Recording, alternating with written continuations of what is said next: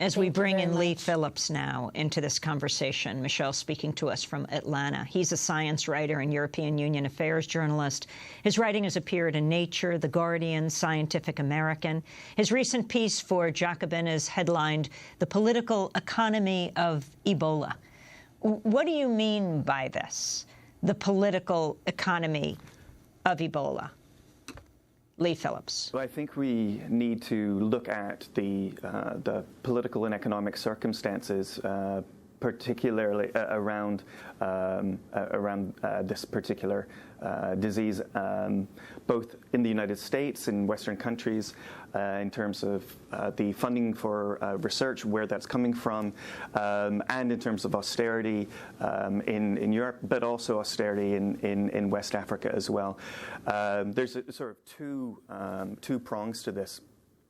The first, of course, was that over the last few months we've seen over and over again people from the CDC, senior figures from the WHO, even John Ashton, the head of the UK Faculty of Health, who've said basically that the knowledge is there, the know-how is there. We have 5 candidate vaccines. There's a number of other different treatments that are well in hand, but there just hasn't been any buy-in from the major pharmaceutical companies. John Ashton, as I was saying, from the UK Faculty of Health, which sort of the doctor-in-chief, if you will, in the UK, described this as the moral bankruptcy of capitalism. It sounds, quite vituperative there, quite, explosive language, but it really expresses the anger that a lot of the researchers feel about how, look, we know what to do here, but this is just an unprofitable disease.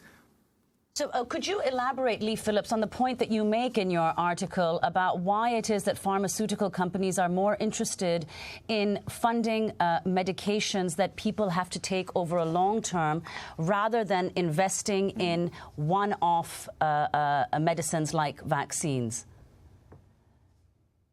It's fairly straightforward, and it's not the argument is not that the major pharmaceutical companies are somehow evil or malevolent. This is just the way that the free market works. If the Ebola, like many other unprofitable diseases, is something that basically, if we're going to resolve the situation, we're going to basically cure it. We're not going to handle it for the long term. We want something that some drug or some vaccine or some treatment that people are going to take once, twice, maybe for a short period of time. But then that's it. We don't want to be dealing with this for the rest of the. Somebody doesn't want to be dealing with this, obviously, for the rest of their lives. Compare that to the situation with, say, insulin for diabetes, or other drugs that people might need to have to take every day for the rest of their lives. Any sort of major pharmaceutical company, if they're trying to decide where they're going to invest their, roughly maybe around $1 billion investments into any new drug. Are they going to invest that money in a product that is going to have a very low return on investment or not much of a return on investment at all, or something that is much more likely to have quite a high return on investment? It's a bit of a no-brainer where they're going to allocate the bulk of their money. And so what we see here is Ebola is, in many cases, is just an example of a wider problem that we have with pharmaceutical research. Antibiotic resistance right now is a very, very frightening situation with where we are facing a sort of 30-year, what's called in research journals, a discovery void. That is, that pharmaceutical companies have for about 3 decades now refuse to engage in any the development of any new classes of antibiotic, and we're really coming towards the edge, the end of the efficacy of the antibiotics that we have in the cabinet at the moment, and we have about 5 to 20 years left before we see a sort of fairly rampant increase in deaths from bacterial infections. Leigh Phillips, I just wanted to just sorry, yes. I just wanted to ask. You're speaking to us from Vancouver, Canada. Vancouver, Canada, right, where you have a public health care system. The piece you wrote is called Socialize Big Pharma. So can you talk about, I mean, you're saying that for private drug companies, for these mega multinational corporations to invest in a vaccine, for example, for Ebola is not profitable for them. So what then is the solution? This, of course, is really magnifying this issue on a global stage, how public health systems in the United States and all over have so deteriorated. Can you talk about your point, socializing Big Pharma? Absolutely. I think if we look at most Western countries in the post-war period, 40s, 50s, and 60s, most Western countries nationalized their healthcare systems to a greater or lesser degree. The United States is one of the only sort of countries that hasn't done this yet, but it's still pretty much. We're moving, the United States is even there is moving in that direction. But this is basically half of the task. The other half of the task is to bring in the pharmaceutical sector into the public sector for exactly the same reasons, that it is simply too dangerous an issue for this to be left to the vagaries of the profit motive within the market. And so what would that look like? Is recognizing that this is a market failure, and this is not just some, far left analysis. This is recognized right across the board that there's a major market failure within the pharmaceutical sector. The companies themselves recognize this.